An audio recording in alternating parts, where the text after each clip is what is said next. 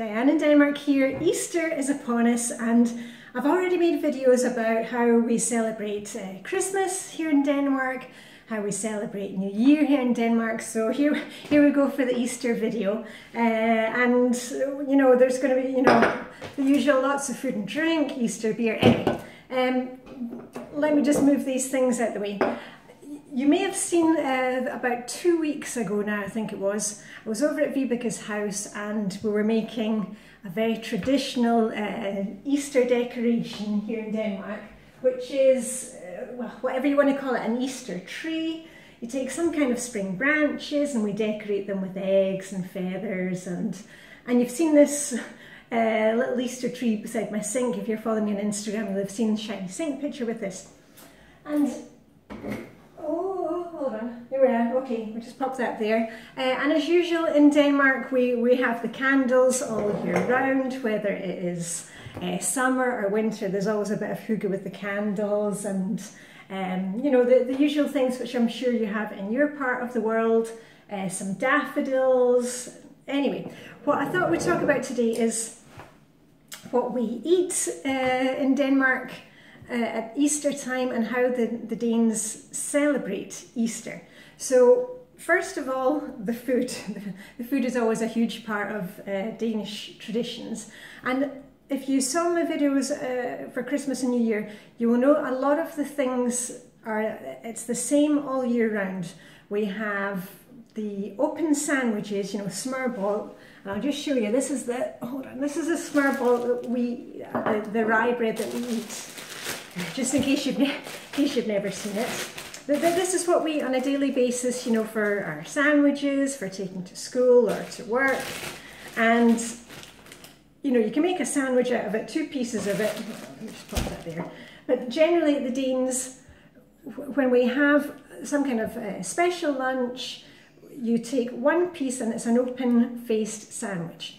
And just like at Christmas when we have all the Christmas lunches, it will be the usual thing where it will normally be some kind of fish to start with. So that could be smoked salmon, and funnily enough, smoked salmon you always have on like a white kind of French bread. And because in Britain we would always eat smoked salmon on a dark bread. In Denmark it's the other way around. Anyway, it will normally be some kind of fish to start with. Herring, usually it's seal, that's what it's called. There's all different types of seal. You can have seal in curry sauce, you can have seal in a kind of tomato spicy sauce. But the main seal herring that we buy, we just buy the marinated herring, normally in the little bits. And you buy it in the Danish supermarket in big glass jars. I've got one downstairs. Anyway, I won't bother showing you that right now. You look on Google for herring. And how we serve it is we normally put little bits of the herring on the bread, and then we top it with an egg mayonnaise. And that's something that is really popular here. We eat that a lot. So that's what we will be having as our first thing for Easter lunch.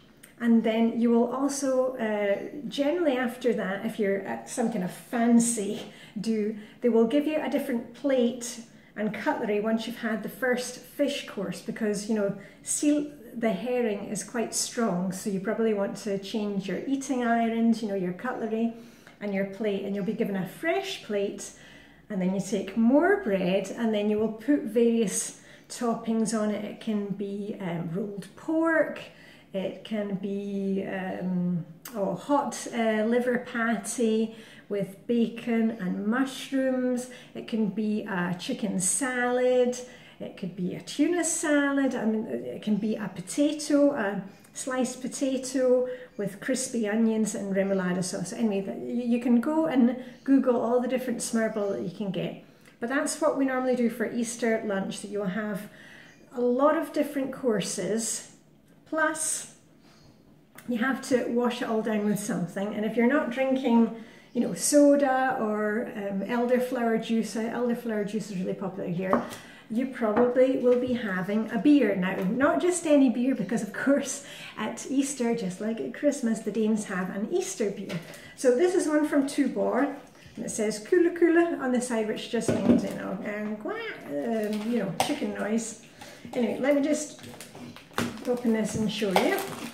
There's a wee picture on the beer, and that's how you would actually serve it at the table. You know, I'll put the cans on the table, and you've seen me doing my errand day here before in Denmark. There is what is called pant on all bottles and cans.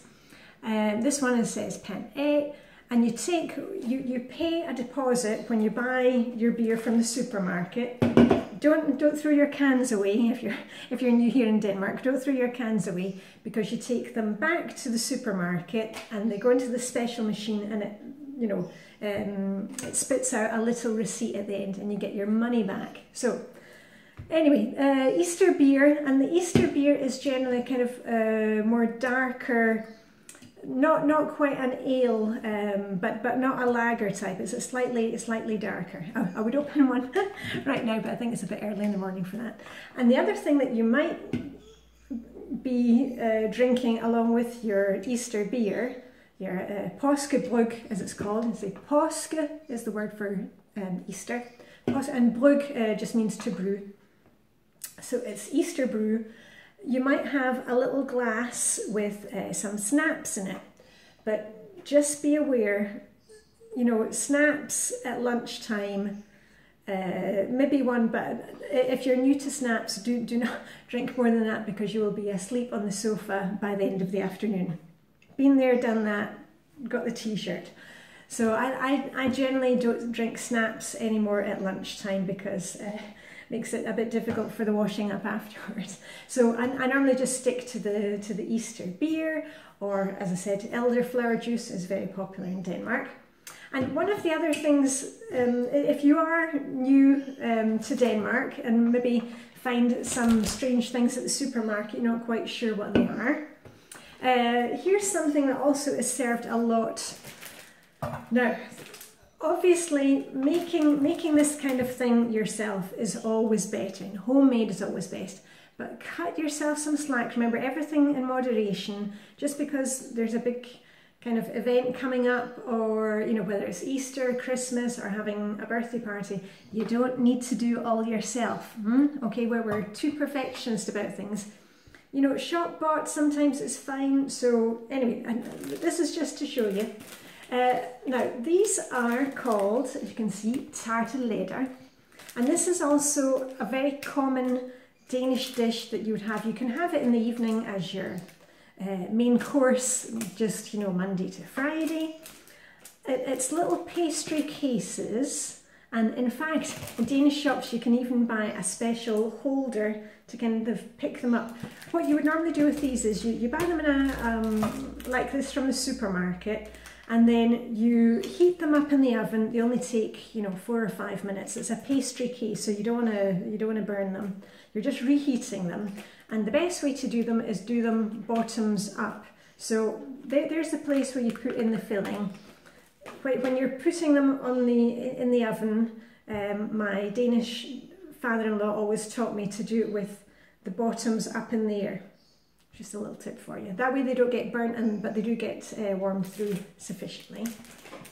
And you can see on the side of here, here's one of those serving suggestions. Inside, what we normally would put in is a mix. Now this, as you can see, is the filling for the tarts. Tarts in Danish are called tarteletter. And this one is one of the classic ones with chicken, med kylling. And it says kyllingekød i klassisk lyssauce med ærter og gulerødder. So what I would generally do is I would make this filling myself. It's like a bog standard bechamel sauce with pieces of chicken meat and peas and carrots, little tiny cubed carrots. You see that there? So that is also another thing that you might see, you know, on the Easter table.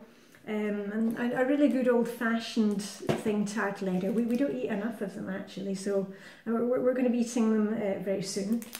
And as I've told you before, the Danes are not big on having a dessert.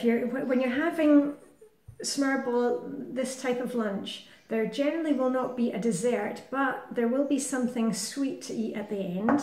And as it's Easter, you might see one of these eggs. Now, you saw me when I was over at Vibeka's house making the little Easter tree. Remember those? And we were also doing secret snowdrop lighters. And we're eating some of these. Now, these are, I'm just going to show you, I'll bite into one just so you can see. These are marzipan eggs, then there's chocolate, and then there is hard candy on the outside. Let me just try one. Crunch, and be careful with your teeth.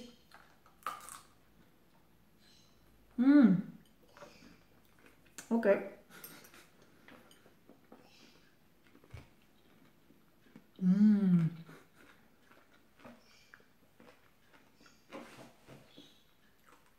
Hold on a wee minute. There we go. I just had to have a wee glass of water. They're very rich. They're very good. They're really extremely good. So marzipan eggs, we eat a lot of those at Easter. And that would be what you would generally get at an Easter lunch. Of course, we will also be eating a lot of lamb. That would generally be more for an Easter dinner. And that's what we'll be having on Sunday. You know, some kind of crown of lamb, roast lamb, lamb chops.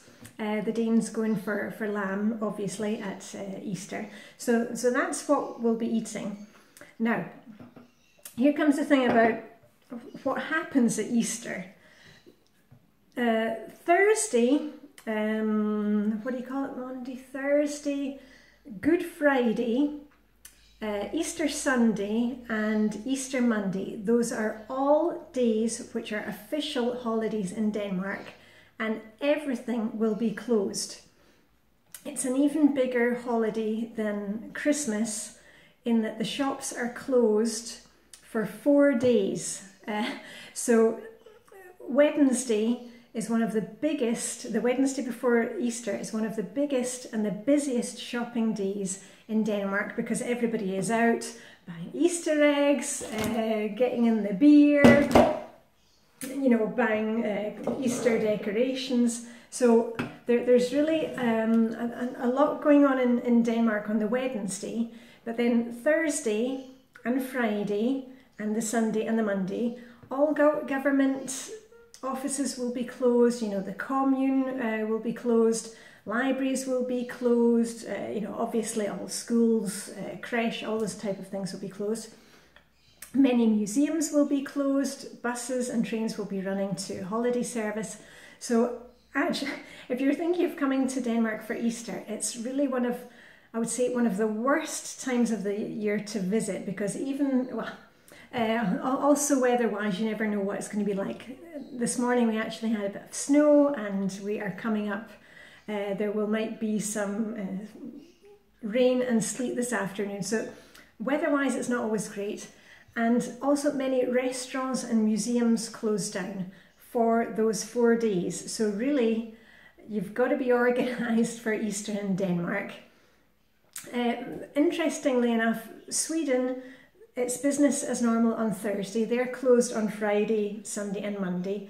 But it's one of the quietest times of the year for the Danes, in that everything stops. It's much quieter than at Christmas. Now, the shops will be open again on Saturday, but you know, you don't want to be caught out like Wednesday night and suddenly the shops are closed and you haven't got, you know, food for your celebrations.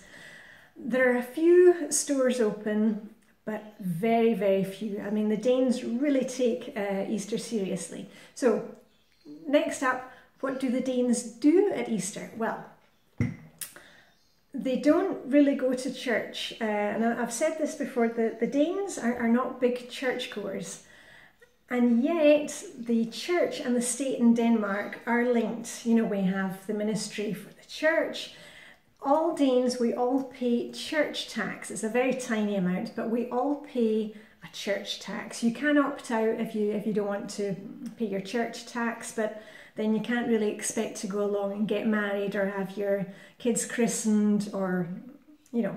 So everybody pays a very tiny percent of church tax, but the Danes don't generally, they're not big churchgoers. The other thing is, of course, that in Denmark and most of Europe, we don't discuss religion and we don't discuss politics.